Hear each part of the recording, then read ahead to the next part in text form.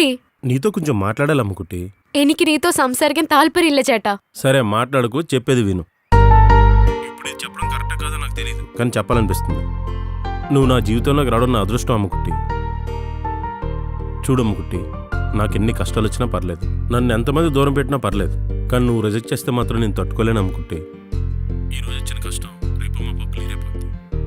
ఇంత చిన్న విషయానికి నన్ను దూరం పెట్టేస్తావా? నువ్వు నన్ను వదిలేసి ఉండగలవేమో కానీ నా వల్ల అయితే కాదు. എൻ്റെ അച്ഛൻ నాతో మాట్లాడలేదు ചേട്ടാ.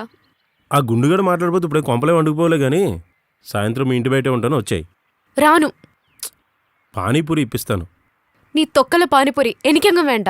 పక్కనే ఏబీసీ జ్యూస్ కూడా ఉంటుంది. ఇదిగో చూడు, నా కలెక్షన్ డబ్బులన్నీ ఖర్చు పెట్టేసినా పర్లేదు, నా 10 లక్షలు తిరిగి ఇవ్వకపోయినా పర్లేదు, నేను ఒక్క మాట కూడా అన్ను, సరేనా?